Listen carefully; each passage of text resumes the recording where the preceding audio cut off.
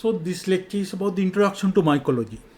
Here we'll be talking about the morphology of fungi, the structure of fungi, metabolism, nutrition, reproduction and classification of fungi.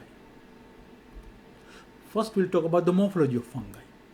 So fungi belong to the domain eukaryotes because they have the advanced cell structure. They come under eukaryotes in contrast to the prokaryotes like bacteria under prokaryotes because they have the primitive cell structure. So under eukaryote they belong to the kingdom of fungi.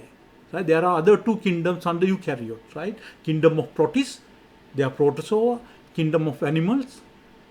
So those are the other two kingdoms.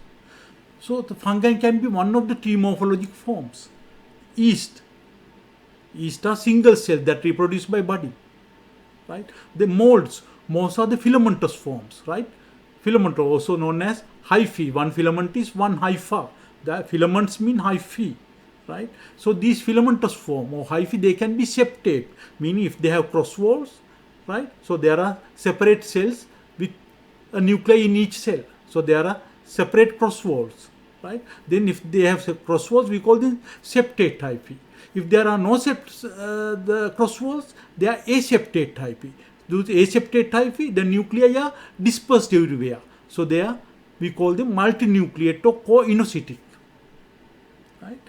So the mycelium, the term mycelium indicates a collection of hyphae. Right?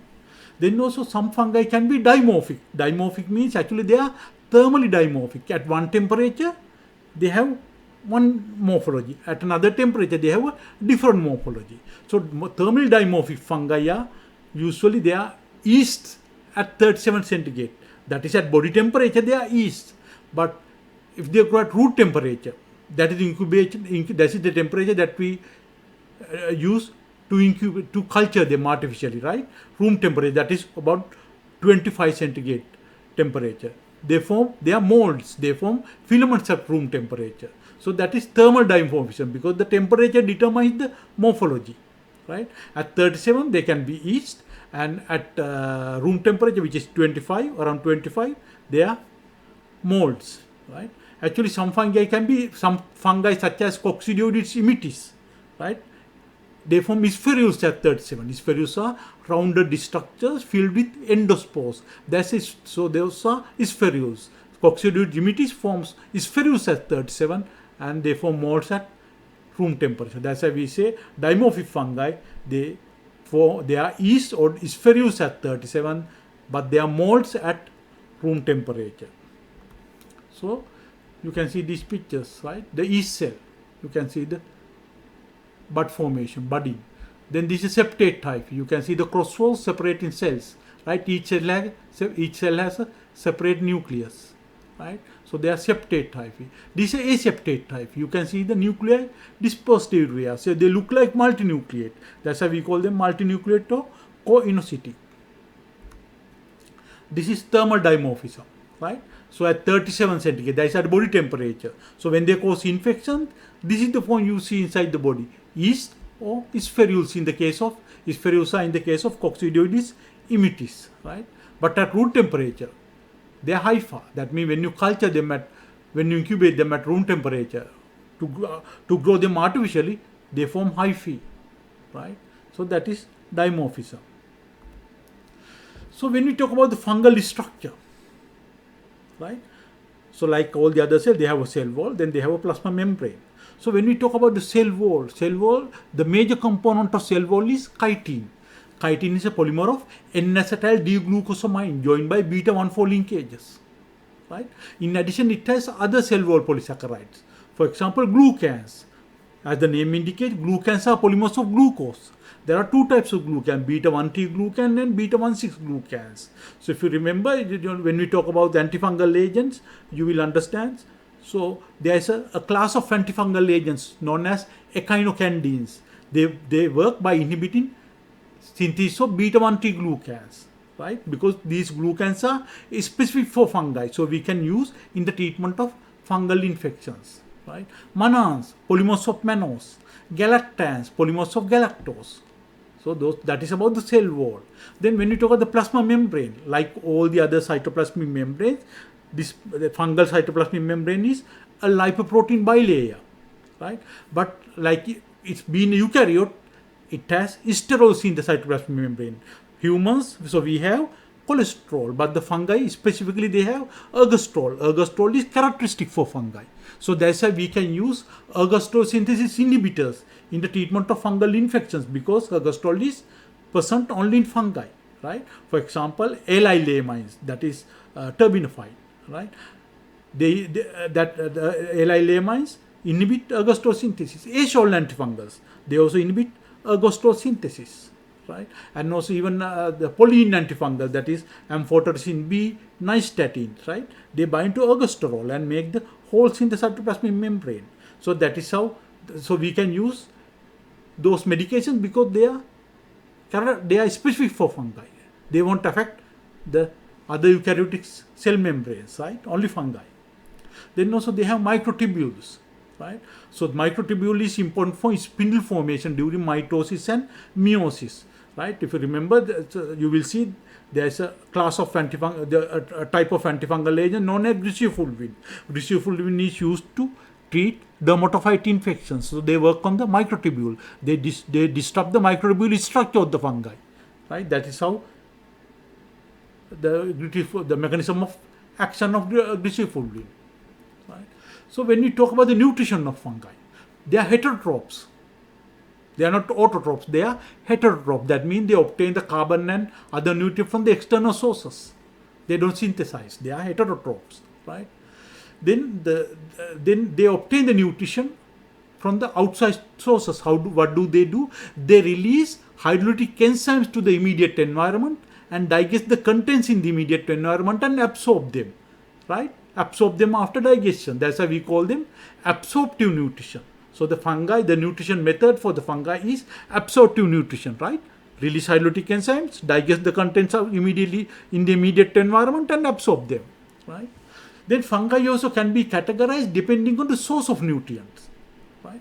Biotrophs, they obtain the nutrient from the living host. They are biotrophs. Saprophytes, right? Their source of nutrients is dead plants or dead animals, right? So those are saprophytes. Necrotrophs, right? They feed on necrotic tissue. That means what they do is they kill the host cells. So when the cells undergo necrosis, they obtain the nutrition from them. Then they use them as nutrients. Necrotrophs, right? Those are the three types of fungi depending on the source of nutrients, right? Biotrophs, saprophytes, necrotrophs. So when you talk about the metabolism of fungi, right? Fungi are mainly aerobic. That means they will grow in the presence of environmental concentration of oxygen, that is around 20 to 21% of oxygen. So they are aerobic. Some of the fungi are facultatively anaerobic. That means they will grow aerobically, but in the absence of oxygen, they can manage anaerobic respiration, right? So they are facultatively anaerobic. But remember, none of the medically important fungi are strictly anaerobic, right? So they are mainly aerobic and some are facultatively anaerobic. And also there's another characteristic when we feature of the fungal metabolism. Fungi synthesize lysine by using a specific pathway called L-alpha adipic acid pathway or AAA pathway. That is characteristic for fungi. In contrast, if bacteria, they synthesize lysine by using mesodiamino-pymalic acid pathway, DAP pathway. Right? That's a characteristic feature of fungi because they use AAA pathway, L-alpha adipic acid pathway. Then when we talk about the reproduction of fungi, right? They can have sexual reproduction or they can have asexual reproduction. So when we talk about asexual reproduction, right? So they reproduce by producing asexual spores or conidia. There are four types of asexual conidia, asexual spores. Arthrospores or arthroconidia, right? They are formed by fragmentation from the ends of the hyphae. They form by fragmentation of the ends of the hyphae. Then chlamydospores or chlamydoconidia, they are formed from rounded thick wall cells formed from the hyphae. Rounded thick wall cells from one hyphae cell become a rounded thick wall cell. Then blastospores, those are the blastoconidia. Actually, they are the buds from the yeast cells. Those are blastospores or blastoconidia. That is how the yeast reproduce, Right? Sporangious spores. Sporangios are formed in a sac called sporangium. Those are sporangious spores. Those are the 4 types of asexual spores. Here you can see the arthroconidea formation. You can see the hyphae. At the ends there is constriction, then the segment separation, right? There is a formation of arthroconidium, right? Right? Segmentation from the ends, right? Then the sporangious spores. Sporangious forms are found within a structure called sporangium, right? Sporangium. Those are sporangious spores. Then this is the yeast cell producing buds. That is a bud is a blastoconidium. Blastoconidium. Then chlamydospores. Chlamydos are formed from the one hyphal cell become a thick walled spore. That is a chlamydospore, right? So those are the 4 types of asexual spores. Then sexual reproduction, right? So here they produce sexual spores, right? There are 4 types of sexual spores. Ascospores. Ascospores are formed within a sac called ascus, right? Usually there are 8 ascospores within an ascus. 8, not more than 8. 8 ascospores. Basidiospores. The basidiospores are formed on basidium. Basidium. The structure is basidium, right? Zygospores. Zygospores are formed within a zygosporangium. They are formed within a zygosporangium. Then oospores. Oospores are actually produced by medically unimportant fungi, so we don't want to go into detail about those oospores because they are produced by other environmental fungi that do not cause human infections, right? So these are the type of sexual spores. Ascospores. See the ascospores within the ascus, elongated structure ascus. Then this is the shape of the basidium. Basidium. Then on the basidium there are basidiospores formation, right?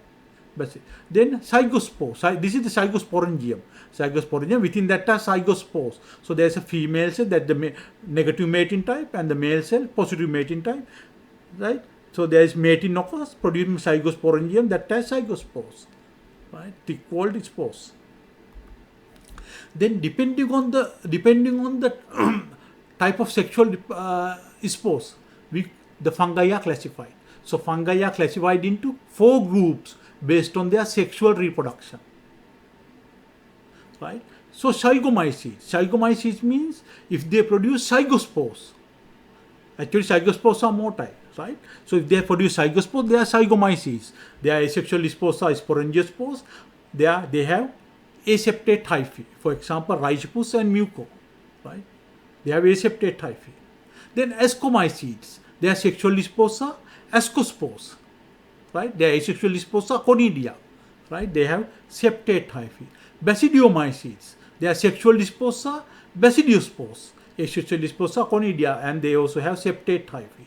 Then deuteromycetes. Deuteromycetes means they don't have a sexual phase. They have only asexual reproduction, right? So deuteromycetes are imperfect fungi. That's why they are also known as fungi imperfecti, because they don't have a sexual phase, right? So they have conidia as asexual spores, and they also have septate type. Most of the fungi that cause human infections are actually deuteromycetes, meaning fungi imperfecti. For example, Aspergillus, Candida, Trichophyton, Microsporum, Cryptococcus, Blastomyces, Histoplasma, and Sporotics. Right? So that is about the introduction to fungi. If you have any questions, please let me know. And if you're happy, please subscribe to my channel and also hit the like button. Thank you.